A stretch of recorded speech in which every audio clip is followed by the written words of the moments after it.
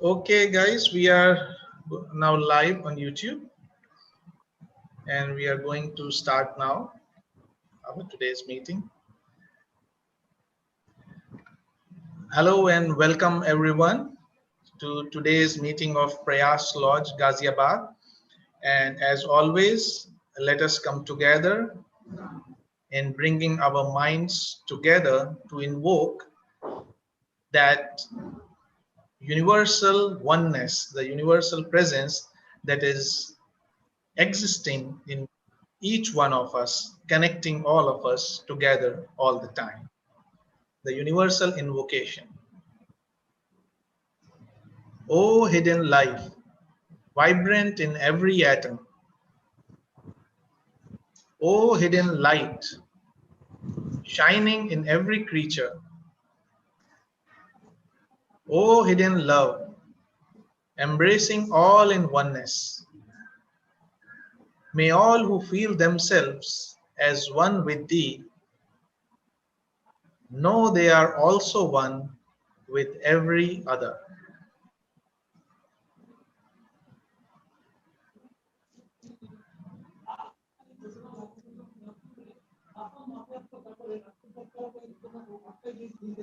Thank you. And a very good afternoon to everyone. And welcome to a very interesting, informative, and inspiring session, I would say, that is being organized by Prayas Lodge, Ghaziabad. And I am grateful to the office bearers of the Prayas Lodge that they entrusted me with the responsibility of moderating today's session. And I personally congratulate them for arranging this really interesting and informative session. As you are aware that the subject for today's meeting is the study of 7 great religions. And to share about the 7 great religions, we have among us 7 individuals who may be young in body, but definitely elder in spirit. And not just the future of Theosophical Society, but of humanity too. Also, to all our attendees, delegates from all over India, I would like to share that since our presenters are sharing such a deep subject for the first time, they will share with us about the exoteric religion, the outer side of the religion in a simple manner, the teachings, and where possible, the esoteric aspect too. And it is my humble request as a moderator of this session that we should listen to these presentations impartially, trying to understand the real teachings of these religions that our young presenters are going to share with us, and ignore the degradations or deformations that have, or superstitions that have crept in the religions by misguided and misinformed enthusiasm of some bigoted followers. So, to begin with, Mansha ji, could you please switch on your video? So, to begin with, it is my honor and pleasure to present our first speaker, dear Mansha, who studies in class 10, and she is a young member of Prayas Theosophical Lodge since last 3 years. She has a keen interest in baking and reading. She had attended a study camp at Bhavali, in which I had the pleasure of meeting her and her friends personally. And other than that, she participated in the events organized by Delhi Federation and Uttar Pradesh and Uttarakhand Federation function at Agra. And she also actively participated in TOS work in community services. She has an interest in reading books of J. Krishnamurti, and also she has given talks in some forums on J. Krishnamurti. So here we have Mansha with us, who will share about her study on Jainism. Mansha, over to you. Good afternoon, all. I would like to talk about Jainism and its beliefs and values. Jainism was born in India about the same period as Buddhism. It was established by Mahavira in about the 500 BCE.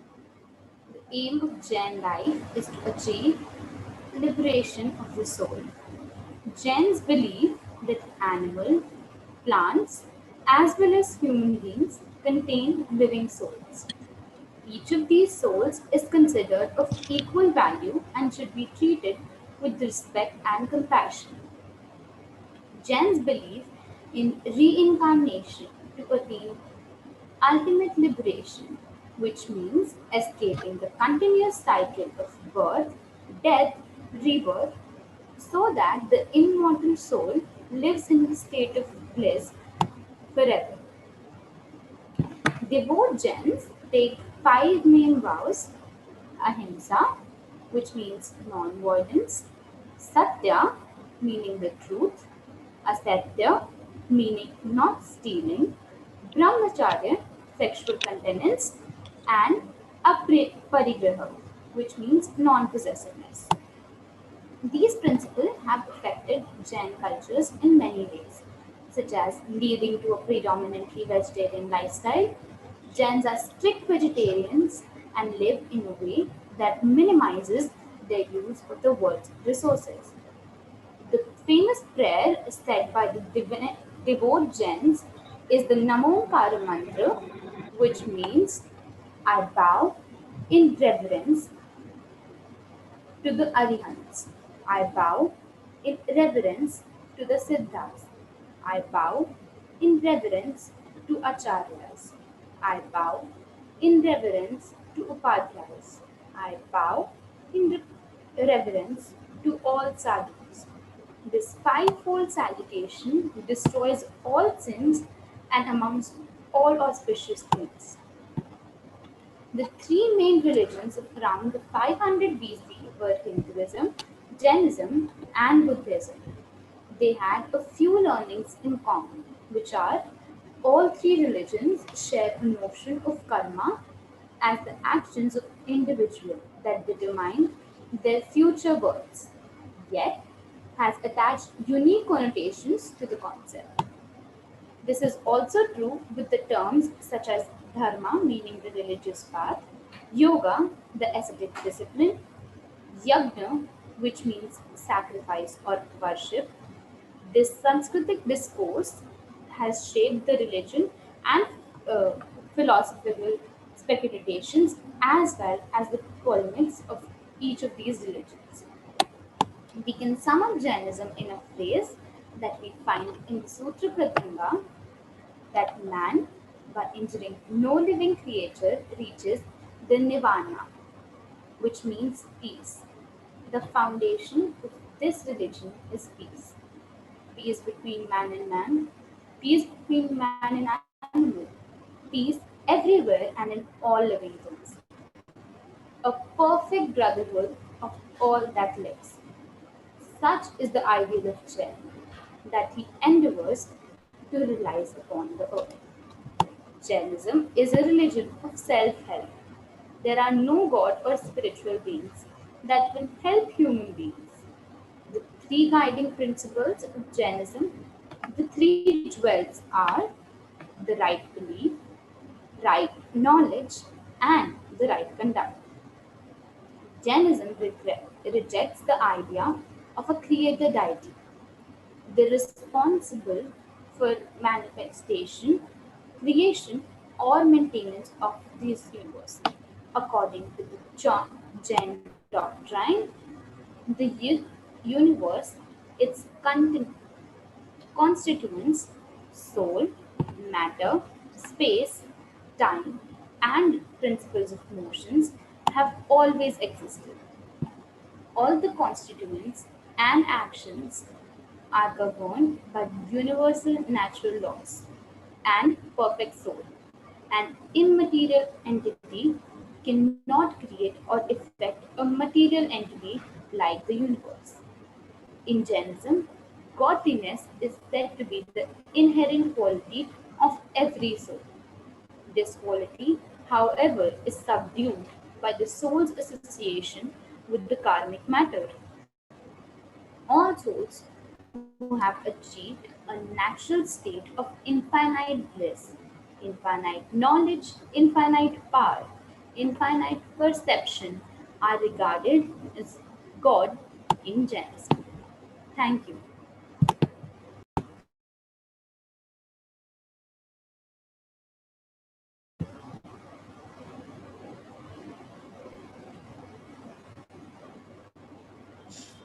Shikhar, please unmute. Sorry. Okay.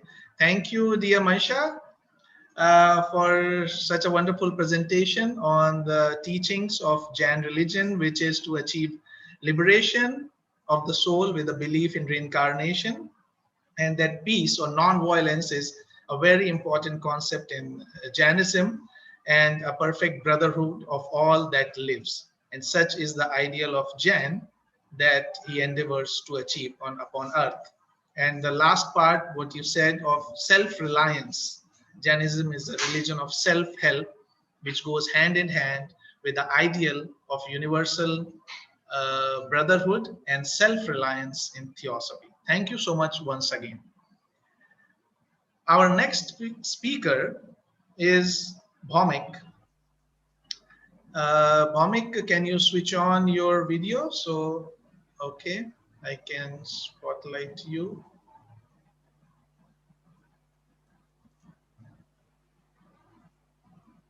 Our next speaker is Bhomik.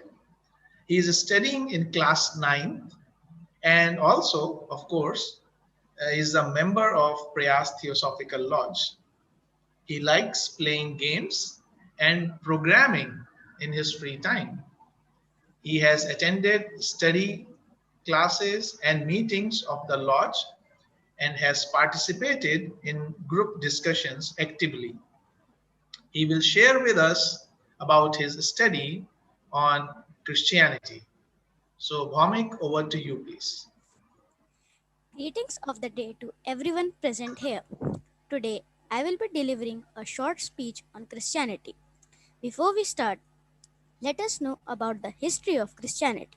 Christianity started around the 1st century after the resurrection of Jesus.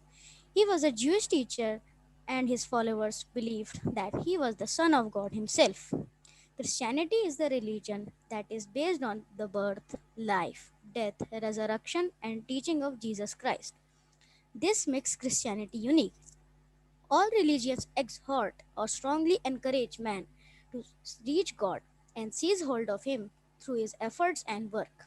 Whereas Christianity is a relationship with God. Christianity says that instead of us searching for God, God is searching for us. Christianity says that instead of us reaching to God, God is reaching down to us. That is why Jesus is so important, because he came down from heaven to do for us what we could never do for ourselves, that is, bring us to God.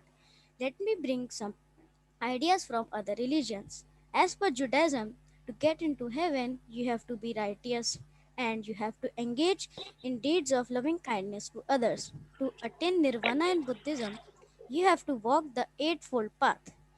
To get into heaven in Islam, you have to perform the five pillars or other good works so that your good deeds outweigh your bad deeds in the final judgment. To achieve liberation moksha in Hinduism and to be able to be released from cycle of death and birth, you have to follow one or the more paths that are described in Hinduism. In every other religion, the work and the responsibility are on you, but Christianity is the only religion where God is the one who does the work to qualify a man to enter into heaven. Now, let us talk about some common features or similarities between Christianity and other religions. First, let us talk about the similarities Hinduism. The birth of Krishna, who is believed to be the direct descendant of God, has several things in common with the birth of Christ. Both were of virgin mothers, are a part of the Holy Trinity, were resurrected from the death, performed similar miracles, and had angels looking after them. They also taught many of the same morals, including nonviolence, forgiveness, love, and prayer. Let us see some similarities with Buddhism. The teachings of the two were also similar.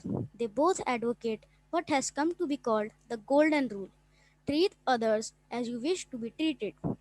They both urge followers to live a life of peace and love, returning love for hate and anger. They both promote what Buddha called right action: do not kill, steal, slander, etc.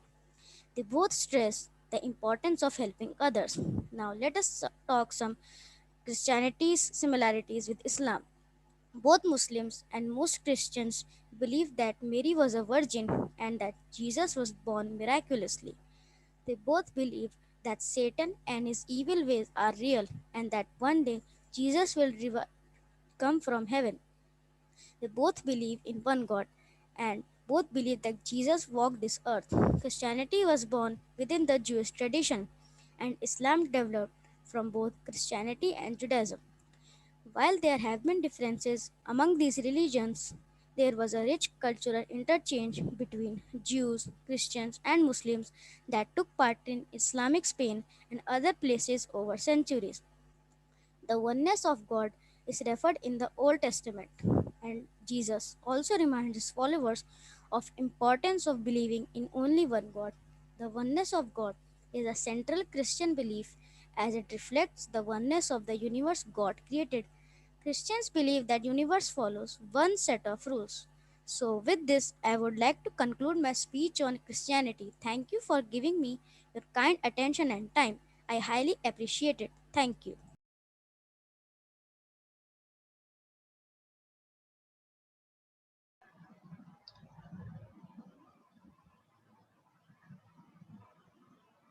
Thank you, dear Bomik, for your precise presentation on Christianity, and really interesting point that you mentioned that Christianity is a relationship with God, and it says that instead of us searching for God, God is searching for us. That's a really nice way of putting it into words, that when we take one step towards God, God takes 100 steps towards us.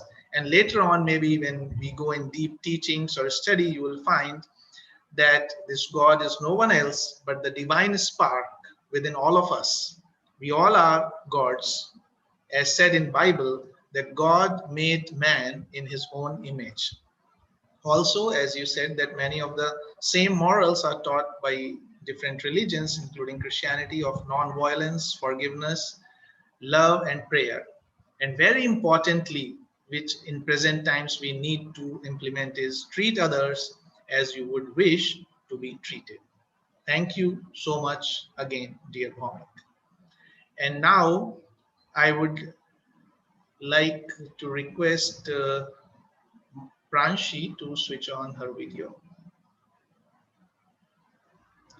So our next speaker is Pranshi, and Pranshi is in class 10th and a member of Theosophical Society for the last 4 years.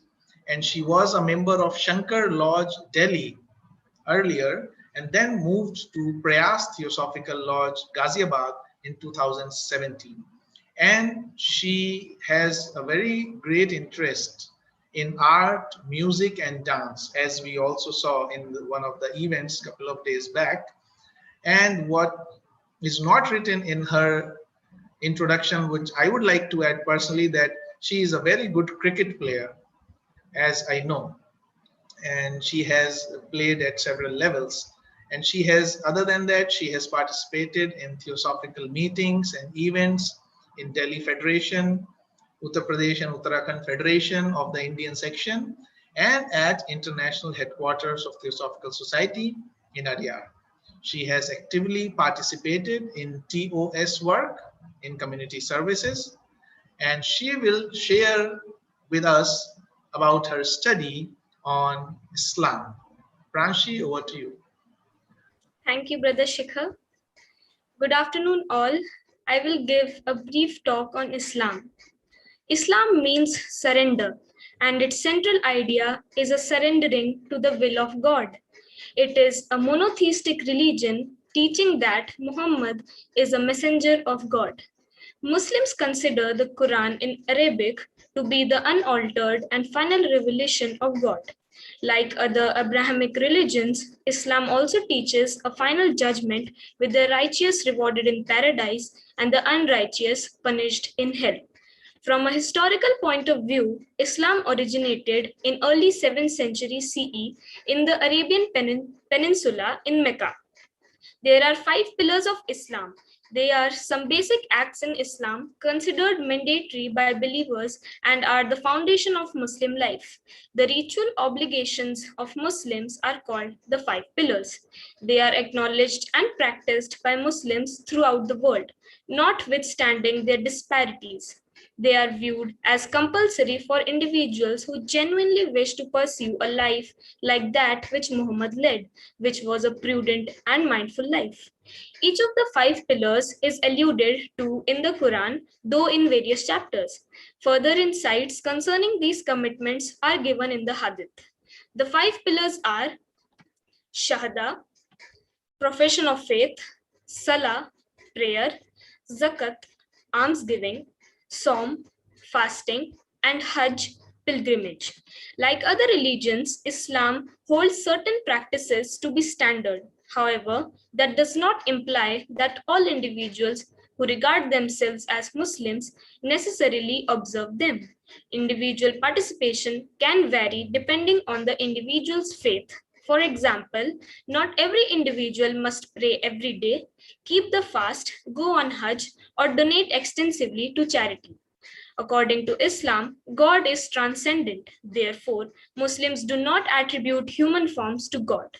God is described and referred to by several names or attributes, the most common being Ar-Rahman, meaning the entirely merciful, and Ar-Rahim, meaning the especially merciful, which are mentioned before reciting every chapter of the Quran except chapter 9. The Quran is the principal source for the Islamic concept of angels. Some of them, such as Gabriel and Michel, are mentioned by name in the Quran. Others are only referred to by their function. In Hadith literature, angels are often assigned to only one specific phenomenon. In Islam, just as in Judaism and Christianity, angels are often represented in anthropomorphic forms combined with supernatural images, such as wings, being of great size, or wearing heavenly articles. The Quran describes angels as his messengers with wings 2, 3, or 4. Angels play a significant role in literature about the Miraj, where Muhammad encounters several angels during his journey through the heavens. Further, angels have often been featured in theology and philosophy. Duties assigned to angels include, for example, communicating revelations from God, glorifying God, recording every person's actions, and taking a person's soul at the time of death. Muslims believe that all the prophets sent by God to humanity shared the same central message, and that was the message of monotheism. Monotheism is a term used to refer to the belief in the existence of only one God. Muslims believe that there is only one God who created the universe and everything within it. Islam often teaches its adherents to be forgiving in the life of other religions. The forgiving attitude of the noble mind and humanity and respect the rights of others. Thank you.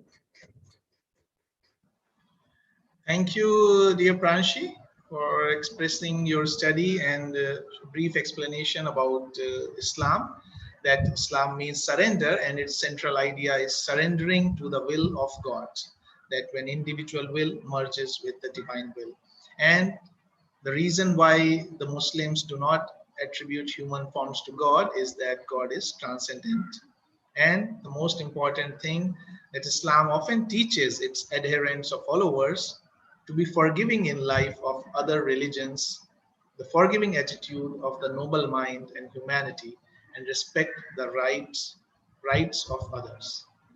Now, our next speaker is Vansh.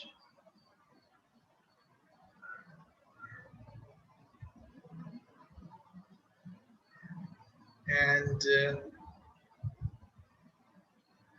I would request Vansh shortly to share his study on Buddhism. But before that, just for everyone to know about him, that Vansh is a meticulous child studying in class 10, a resident of Ghaziabad, and he too is a young member of Prayas Theosophical Lodge. He also participated in Bhavali camp and events held at Delhi Federation and Uttar Pradesh and Uttarakhand Federation of the Theosophical Society. He is a very sincere individual and is always ready to help others. And no surprises that he also actively participated in TOS work in community services. So Vansh, kindly share us your study on Buddhism. Over to you, please. Good afternoon, everyone. I will give short summary on Buddhism. As we all know, Buddhism is based on a series of original teachings attributed to Gautam Buddha. It originated in ancient India as a Theravada tradition sometimes between the 6th and the 4th centuries BCE, spreading through much of Asia. It is the world's fourth largest religion with over 520 million followers, or over 7% of the global population, known as Buddhists. Buddhism encompasses a variety of traditions, beliefs, and spiritual practices, largely based on a Buddha's teaching and resulting interpreted philosophy. Two major extant branches of Buddhism are generally recognized by the scholars: Theravada, the school of elders, and Mahayana, the great vehicle. As expressed in the Buddha's fourth noble, Truths, the goal of Buddhism is to overcome suffering caused by desire and ignorance of reality's truth through nature, including impermanence and non existence of the self. Most Buddhist traditions emphasize transcending the individual self through the attainment of nirvana, or by following the path of Buddhahood, ending the cycle of death and rebirth. Widely observed practices include taking refuge in the Buddha, the Dharma, and the Sangha, observance of moral precepts, Buddhist monasticism, Buddhist meditation, and the cultivation of the paramitas. Vajrayana, a body of teaching attributed to Indian adepts, may be viewed as a separate branch or as a aspect of Mahayana Buddhism. Tibetan is practiced in the countries of the Himalayan region, Mongolia, and Kalmyka. Bud- Buddhists do not regard the existence of other religion as hindrance to worldly progress and peace. The Buddhist attitude is to allow others to follow their beliefs in peace, to recognize the rights of the others, to freedom of thought. Buddhism do not believe in the personal creator God. There is no savior concept in Buddhism. A Buddha is not a savior who saves others by his personal salvation. A Buddhist does not think that he can gain purity merely by seeking refuge in the Buddha or by mere faith in him. The liberation of self is the responsibility of one's own self. Buddhism does not call for an unquestionable blind faith by all Buddhist followers. It places heavy emphasis on self reliance, self discipline, and individual striving. Some learnings of Buddhism are: love heals all things, hatred does not cease by hatred, but only by love. This is the eternal rule. It's not what you say, but what you do that defines you. A man is not called wise because he talks and talks again. But if he is peaceful, loving, and fearless, then he is in truth and called wise. A dog is not considered a good dog because he is a good barker. A man is not considered a good man because he is a good talker. The secret of good health is to live fully in the now. Do not dwell in the past. Do not dream of the future. Concentrate the mind on the present moment. The secret of health for both mind and body is not to mourn for the past, nor to worry about the future, but to live the present moment wisely and earnestly. Words have the power to both hurt and heal. Words have the power to both destroy and heal. When words are both true and kind, they can change our world. Let it go and it will be yours forever. You only lose what you cling to. No one can walk your path for you. No one saves us but ourselves. No one can and no one may. We ourselves must walk the path. Thank you.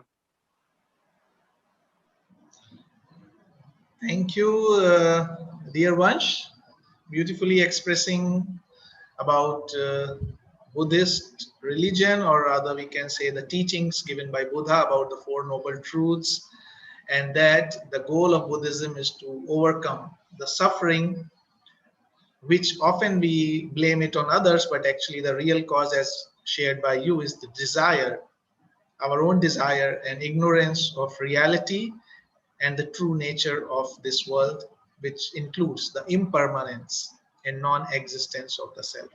And the very important aspect that you said is Buddhists do not regard the existence of other religions as hindrance to worldly progress and peace, and they allow others also to follow their beliefs in peace, to recognize the rights of others and freedom of thought, just as we study in the Theosophical Society, and also that the liberation of self is the responsibility of one's own self. Thank you once again. And I would request Shruti to switch on video.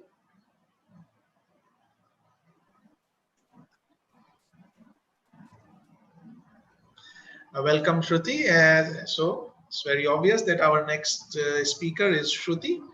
She is another young member of Prayas Theosophical Lodge, and actually on my personal behalf and on behalf of I think everyone, I would like to congratulate Subralina ji, and that how she is bringing up and developing this lodge, Prayas Theosophical Lodge, with so many young members, and which is very rare sight. So Shruti is a young member of Prayas Theosophical Lodge and is currently pursuing BTech in computer science from Banasthali, Vidyapeeth, Rajasthan. And she is a multi-talented girl with excellent skills in dance as well as art and craft. And she has participated in the youth camp at Bhavali and coordinated camps and events for children herself. She is here to share with us about her study on Hinduism. Over to you, Shruti. Thank you, Brother Shikha. Good afternoon, everyone. Hinduism is an Indian religion and dharma or way of life. It is world's third largest religion with over 1.16 billion followers, or roughly 15% of the global population, known as Hindus.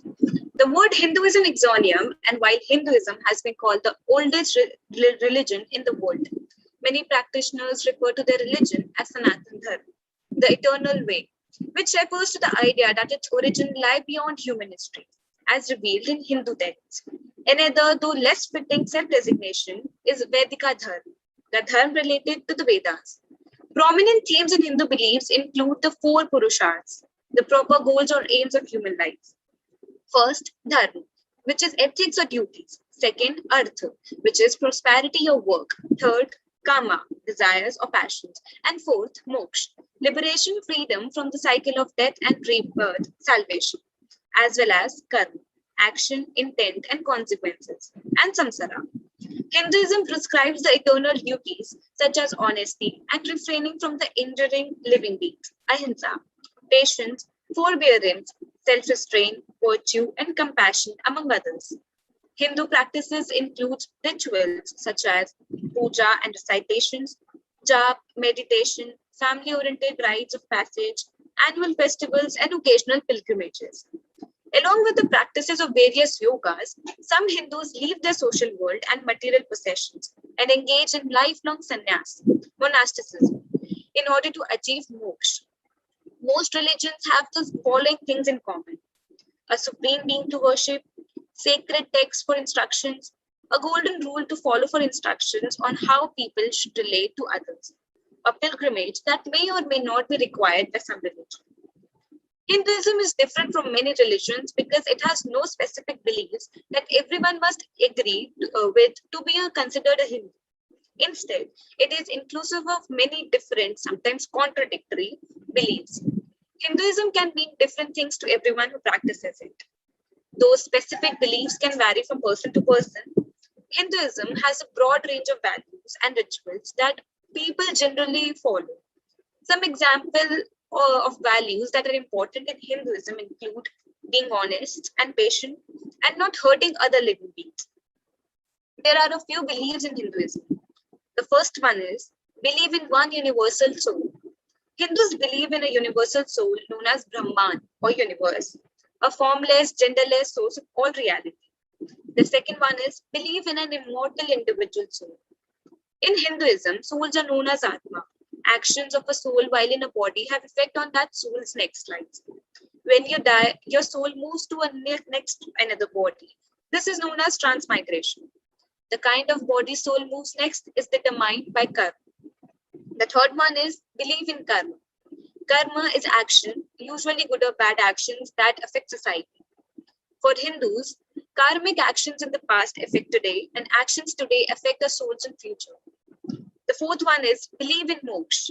The goal in Hindu life is to somehow get back to Brahma. If a Hindu can do this, they will be free from the cycle of death and life. This is called moksha. The fifth one is believe in Vedas. The Vedas are Hindu sacred books of knowledge.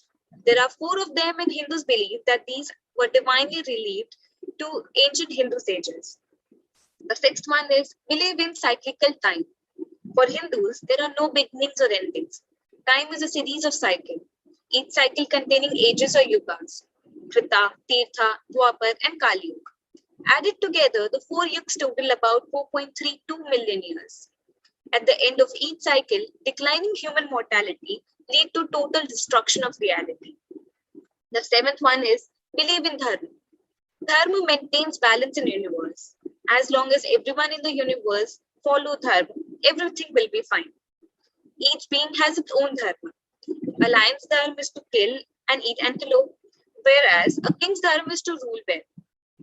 Hindu worship one supreme being called Brahman, though by different names. This is because the people of India, with many different languages and cultures, have understood the one God in their own distinct way. Supreme God has unaccountable divine powers. When God is formless, he is referred to by the term Brahman. We can gain a better understanding of concept of God in Hinduism by analyzing Hindu scriptures. The most popular amongst all Hindu scriptures is the Bhagavad Gita. The Gita states that people who are materialistic worship demigods, that is, gods besides the true God. The Upanishads are considered sacred scriptures by the Hindus. The following verses of Upanishads refer to the concept of God. First, Ekam Eva Dvityam. He is one only without a second. And second, Natasya Pratima Asti. There is no likeness of him. Thank you.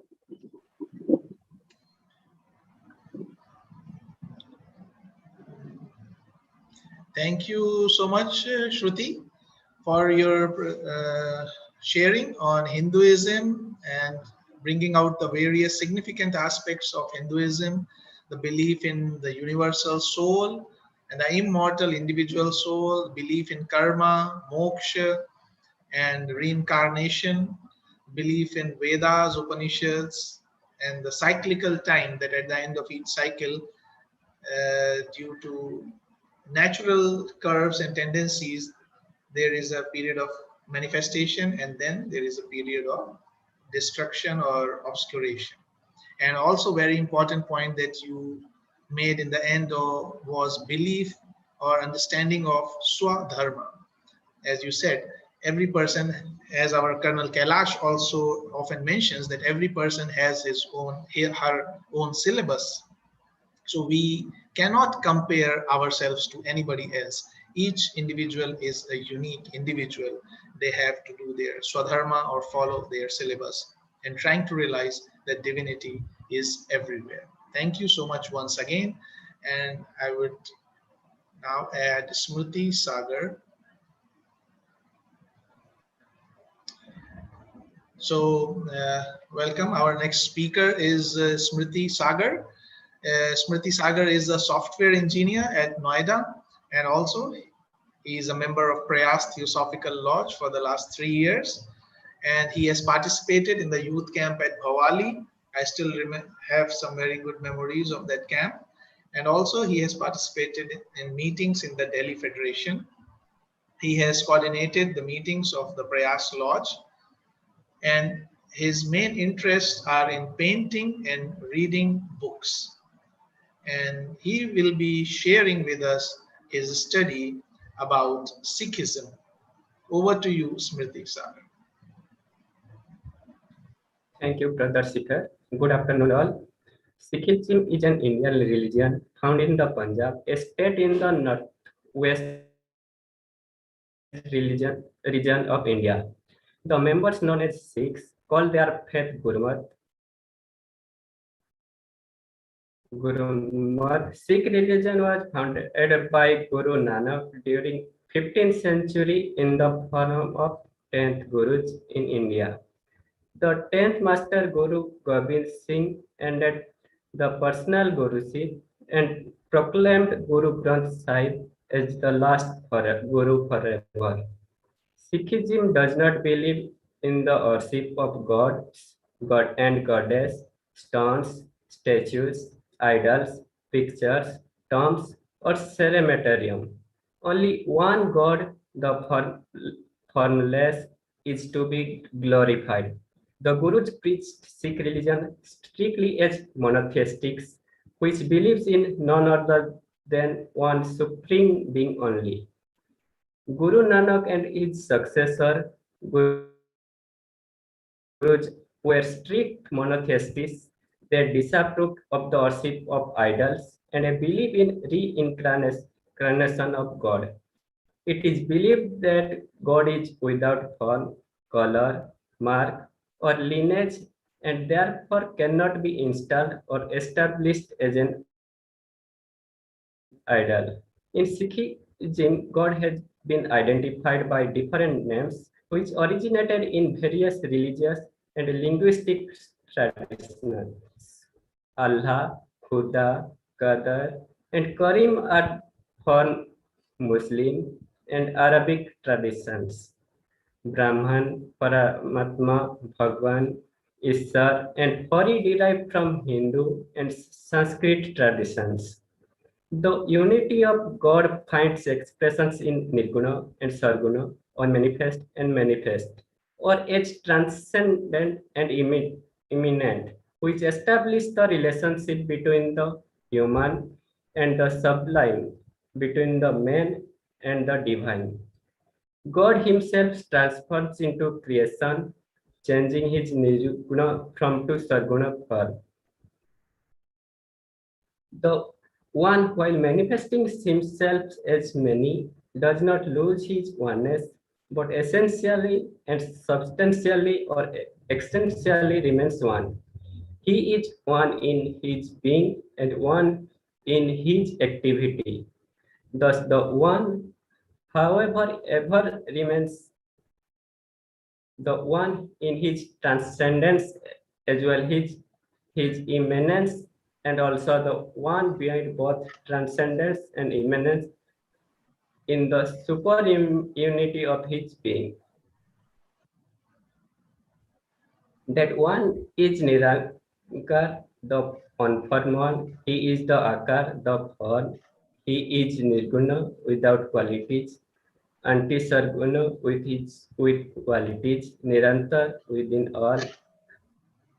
Nirlep beyond all tent or ties of Maya.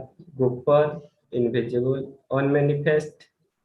Pragat visible, manifest, near in his omnipresence, dur, far away in his transcendence. The Holy Scriptures begin with his figure 1, standing for mathematical unity. Prefixed to the monosyllable Om, the sound Om in Hindu scriptures indicates the unity of the manifest God. The term Om used in six scriptures seems to be the same by prefixing the figure 1 to it. Its content becomes much different. Ek Onkar in six scripture does not mean that the absolute is a unity of any trinity, but that it is essentially and completely one in unity of content, quality, quantity, and operation. Thus, we discover the unity of ourselves with God through the very realization that we are ourselves and not God. The multiplicity of objects is a manifestation phase of God's creative activity, but behind and beyond the multiplicity is God Himself, the One, the Absolute, the self-existence, and the self-identical. There are three core tenets of the Sikh religion. First is meditation upon and devotion to the Creator. Second is truthful living. And third is service to humanity.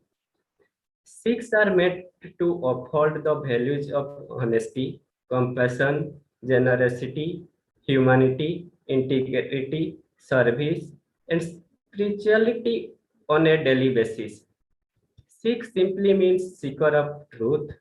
Sikh religion is a spiritual path for those who are looking to establish an enduring connection to their divine truth within. Like all spiritual traditions, Sikh religion has its lineage and legacy, guidance, and philosophies. It masters its sense and history. But primarily, Sikhism offers a down-to-earth spiritual path. Sikhs strive to train the mind and the senses to recognize the divine light with oneself and within all of creation to be service to others. Thank you. Thank you so much, Brother Smriti Sagar, and sharing with us the teachings and significance aspects of Sikhism, that why it doesn't believe in worship of gods and goddesses, that only one God, Ek Onkar, the formless, is to be glorified, and really nice words that you shared, Nerai, that is, it is so near to us in his omnipresence, and Dur, that is far away in his transcendence. And very important point that Sikh simply means the seeker of truth. Sikh, disciple, the one who is always learning. So Sikhs strive to train the mind and the senses to recognize the divine light within oneself, and within all of creation, and to be of service to others. Thank you so much. I would request Kritika to switch on the video.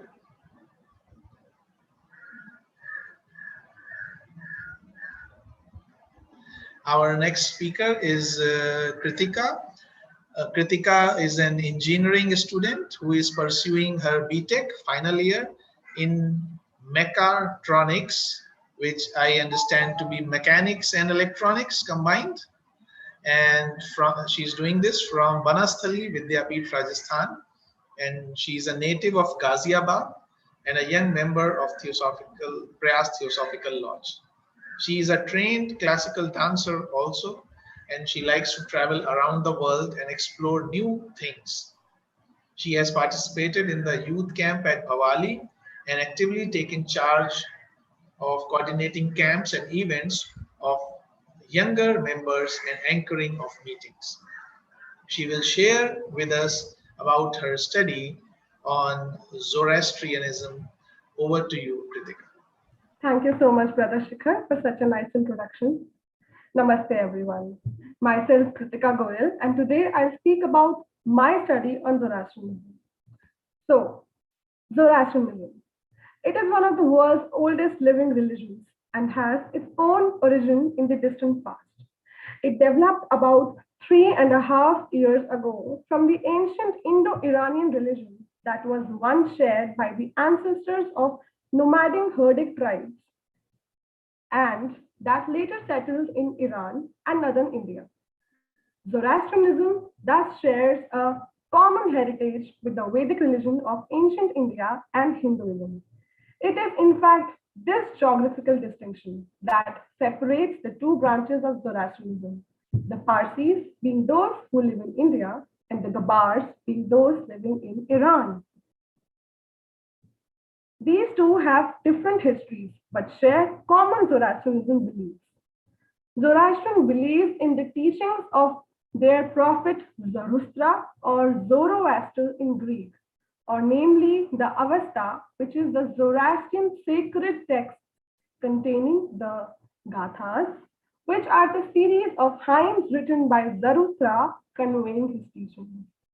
Zoroastrians also believe that this god controls the Asha in the universe, which is thought as a way of goodness, righteousness, and illumination.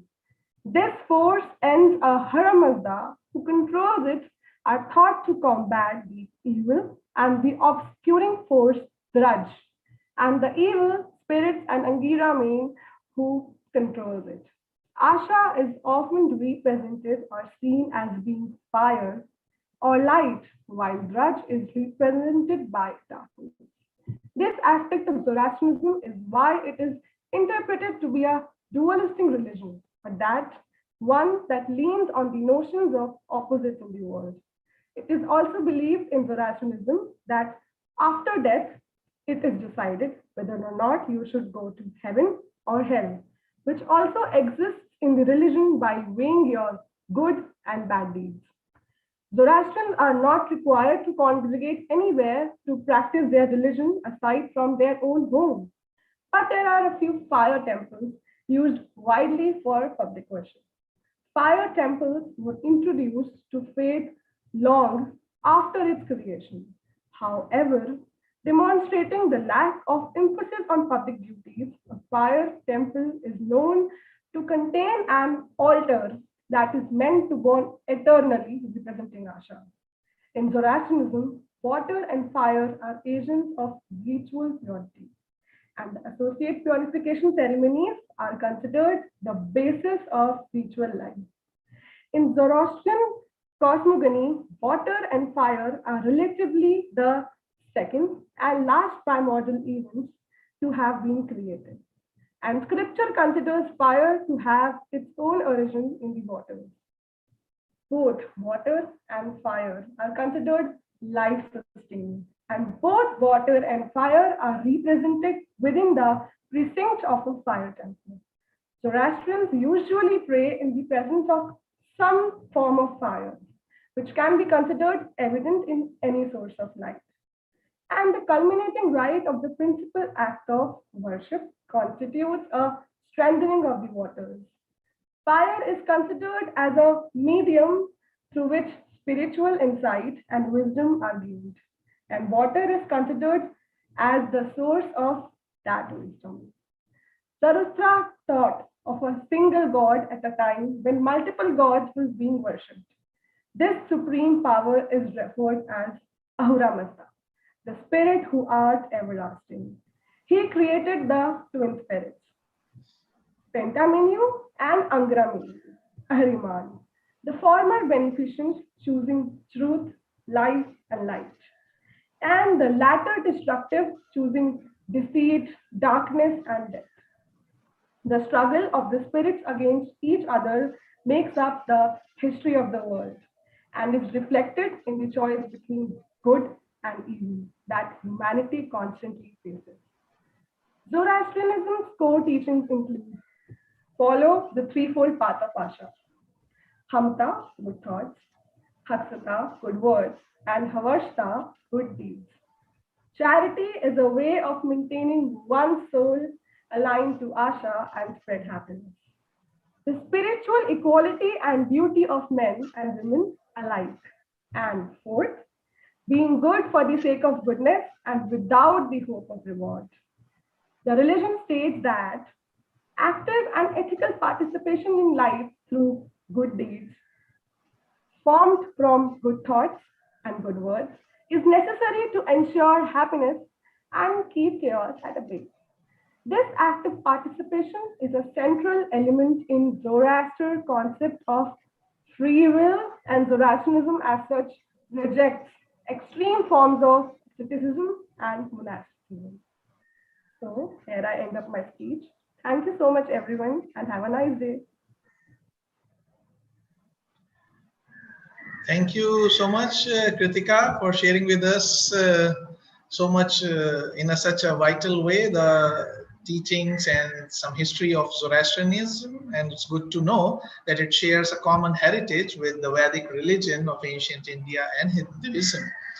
And it's maybe now we understand that why there is a temple of fire, because in Zoroastrianism, water and fire are the agents of purity, ritual purity, and associated with purification ceremonies and considered as the basis of ritual life. And also the concept of single god taught by Zarathustra at a time when multiple gods were being worshipped was really motivating. And the last point that you said was very, very interesting, that to be good for the sake of goodness and not wanting anything in return, that is the highest ideal, that just be good. And thank you so much once again for sharing with us this thing.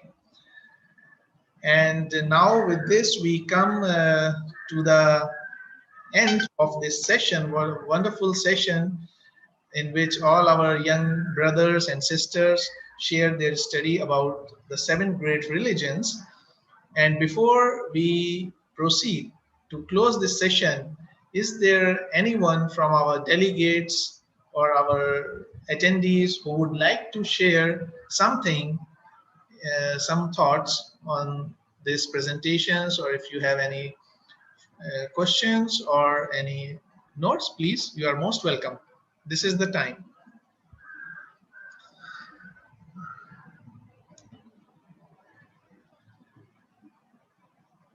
And if not, you can kindly raise your hands or switch on your videos if you want to share something. Sandhya ji, please, most welcome. Please, yes. I was saying today, I'm so happy, so happy I cannot express.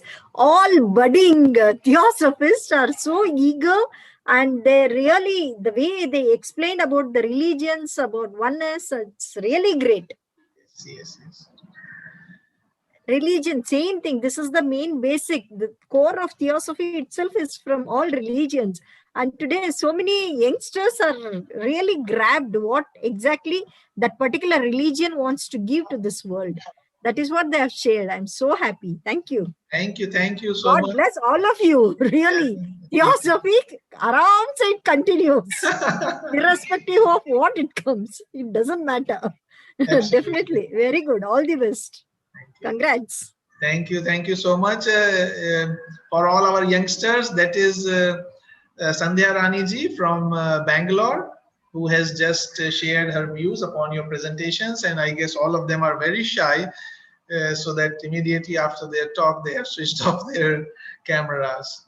But still, just on a closing note, I would like to say on everybody's behalf that really, to all the participants, starting from Mansha, Sister Mansha, Brother Bhaumik, Sister Pranshi, Brother Vansh, Sister Shruti, Brother Smriti Sagar, and Sister Kritika.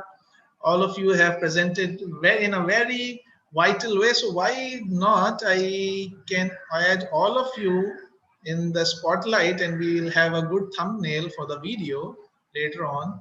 So really, it was really nice hearing all of you with so many insights.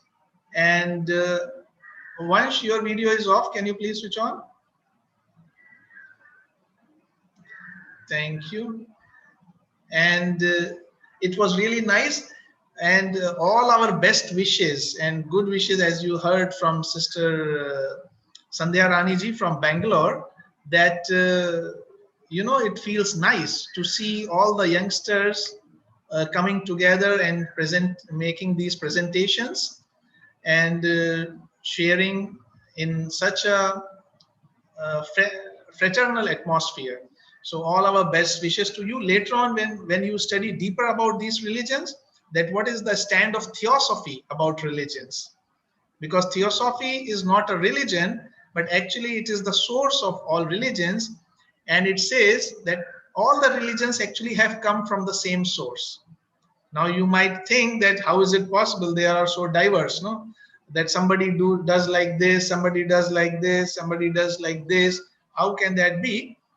But that's the thing.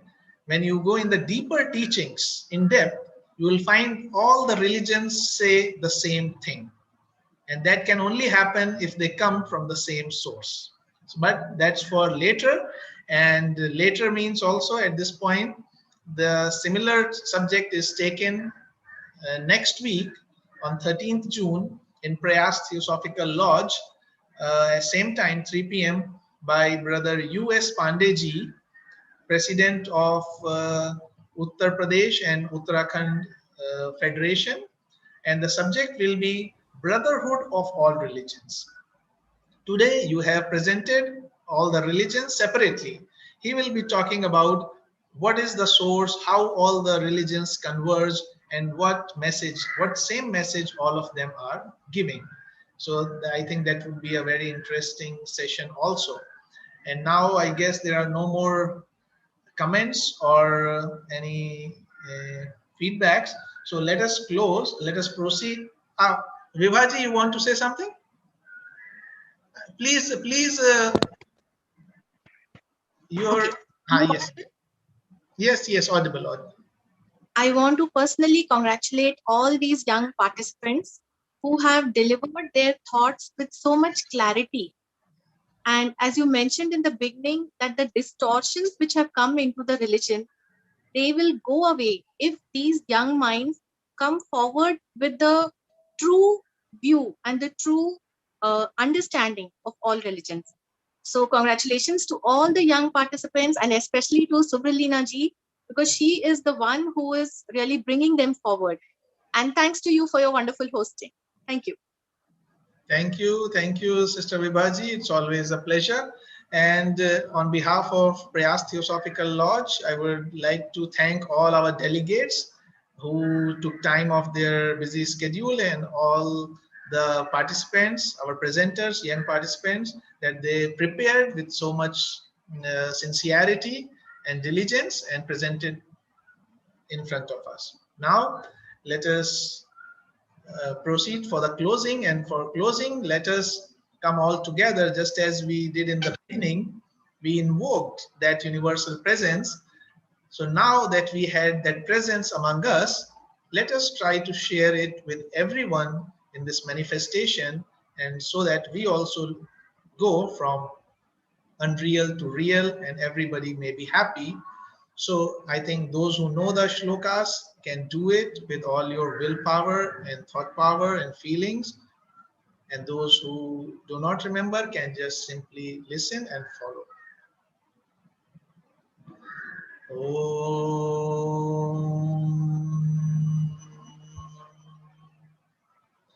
Asato Ma Sadgamaya Tamaso Ma Jyotirgamaya Mrityorma Amritam Gamaya. Om Sarve Bhavantu Sukhinah Sarve Santu Niramaya Sarve Bhadrani Pashyantu Ma Kaschit Dukha Bhag Bhave. Om Shanti Shanti Shanti.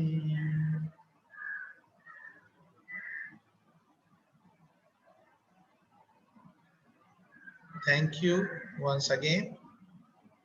Have a great day and a great week ahead, all of you. Enjoy, stay safe, take precautions, take care. Okay, so I'll close the meeting now.